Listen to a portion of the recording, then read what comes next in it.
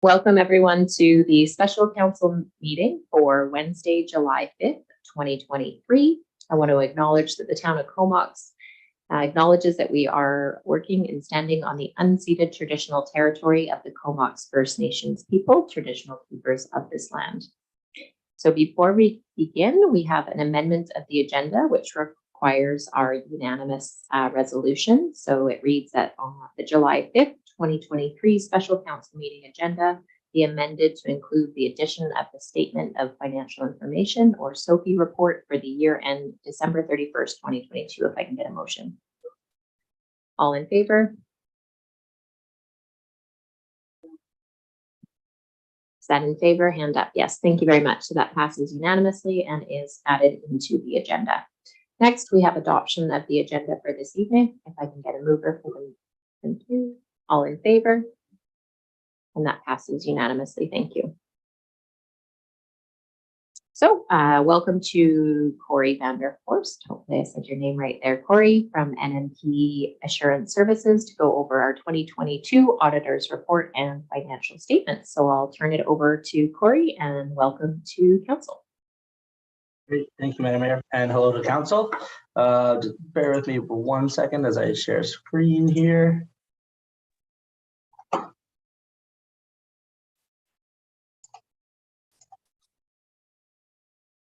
And I'm hoping, sorry, bear with me for a second.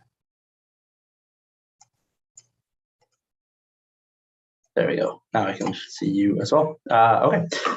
So thank you for holding the special meeting to get a chance to go through the financial statements and sign off on the audited financial statements for 2022 and get them submitted into the ministry.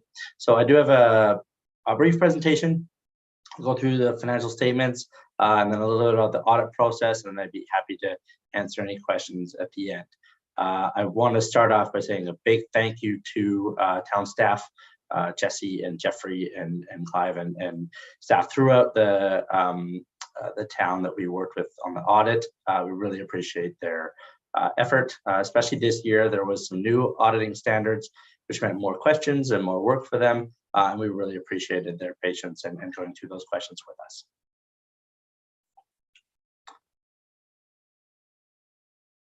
So diving right in, a reminder that the financial statements that you have in the council package tonight are what we call a consolidated basis. So throughout the year, you might get reports from staff that talk about the general fund or water fund individually. But when we look at the annual financial statements, we bring it all together. It's got your general, water, sanitary sewer, capital funds, and the reserve funds all accounted for together. So we call them consolidated. For 2022, the town has cash and investments of $48.5 million, very consistent with the prior year's 48.6. When you add in the receivables at the end of the year, there's just over $50 million of financial assets.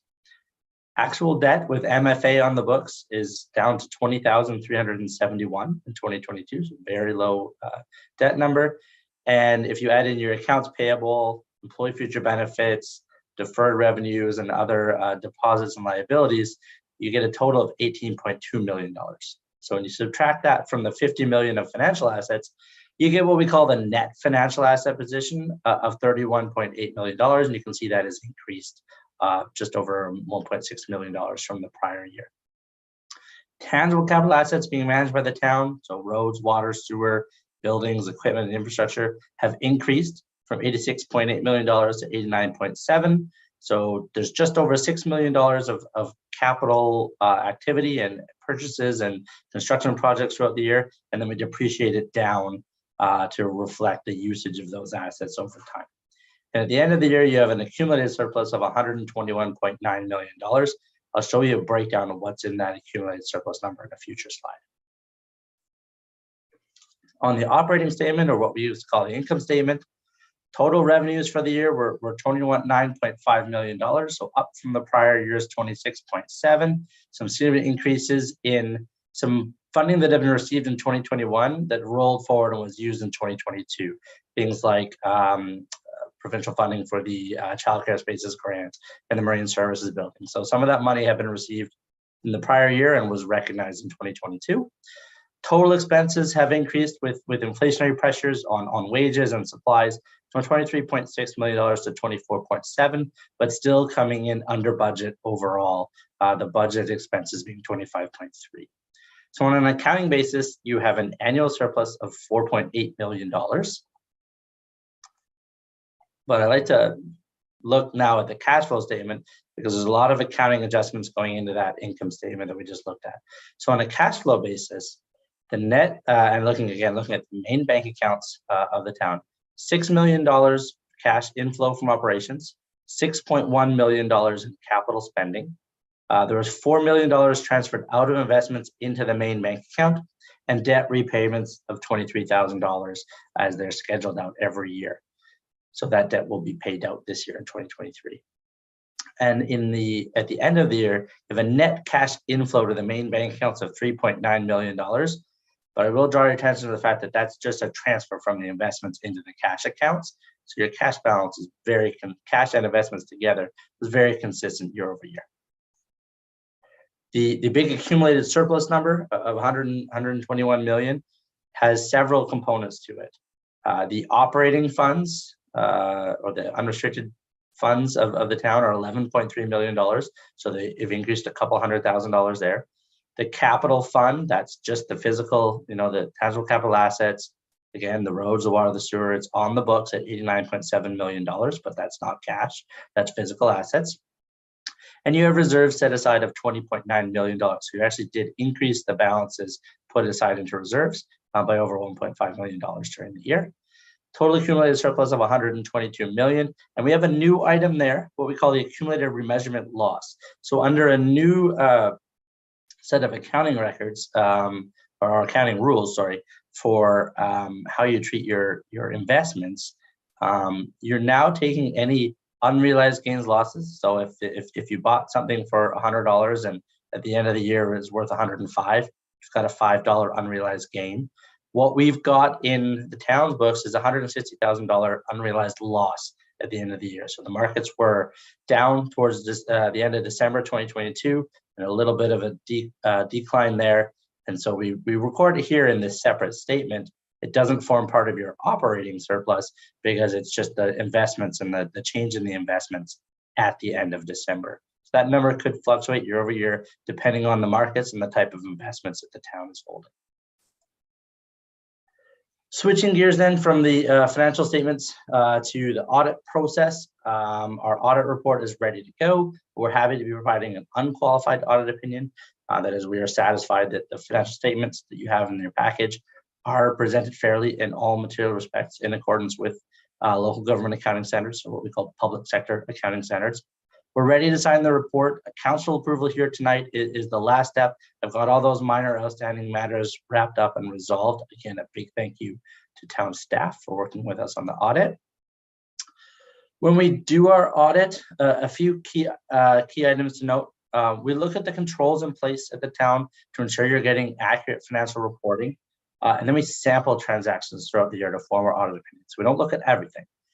To drive our audit work, we use this number of materiality, $1 million. So that's calculated as roughly 4% of your annual revenues for the year. And what that means is we're looking at every transaction that's larger than $1 million. Usually that's large capital projects, your property taxes coming in, large grants, and underneath $1 million amount, we sample to get ourselves comfortable with financial statements. Happy to report we didn't find any irregularities, any evidence of conflict of interest or unusual related party transactions. We're not specifically looking for these items, or we're not specifically looking for fraud when we're doing a financial statement audit, but if something did come to our attention, that would be required to report it to council. Again, another thank you to staff, can't say it enough. And I do have to confirm our independence. So throughout the year, from time to time, we do get contacted to help out with various consulting projects. One of my partners in the Victoria office, who does that consulting work, helps the town there to keep our independence. I don't get involved in those projects, and my audit team doesn't get involved in those projects at all. So I believe we had one small project during the year, but the audit team maintained their independence, so we can confirm that we are independent. as of today's date. And I'll pause there, and I'd be happy to answer any questions from council. Thanks, Corey. So what we'll do is we'll do questions, and then it will be the next item on our agenda to be approved. But we'll do questions while we have Corey as the delegation. So questions from council on the audited financial statements provided, if any. No questions? Thank you so much, Corey, and we'll be moving on to the approval here shortly. And thank you to staff for providing all those answers to MNP and providing such good statements this year. So moving on, we have the item to do with the 2022 auditor's report and drafted financial statements. If I can get a mover for their approval. Second. All those in favor? Opposed? And that passes unanimously. Thank you so much. And I'm not sure how long Corey will stay on for, but possibly for the, maybe not. So we have our added item, which is the 2022 Statement of Financial Information, which is the SOFI report for year 2022. It was sent out as an attachment provided. If I can have a mover of that SOFI report. Thanks, Councillor Grant, and a seconder. Perfect. Any questions on that report? Perfect. All those in favor? And that passes unanimously. Thank you very much. Next, we have the Comox Fees and Charges Bylaw number 26-2023 to be adopted. Can we get a motion and a seconder? Thank you. Any questions on the Comox Fees and Charges provided? All those in favor? And that passes unanimously. Thank you. And now we have the Comox Reserve Funds Bylaw number 2025-2023, that the Comox Reserve Funds Bylaw be adopted. Any questions on the Comox Reserve Funds Bylaw? All those in favor? And that passes unanimously. And that brings us to the end of passing the financial statements and bylaw, correct? If I can just get a motion for adjournment. All those in favor? Perfect. And that's it. Thank you for attending our special council meeting to get that completed tonight. Enjoy the heat. Thanks for joining online, Councillor Kerr. Appreciate it. No problem. And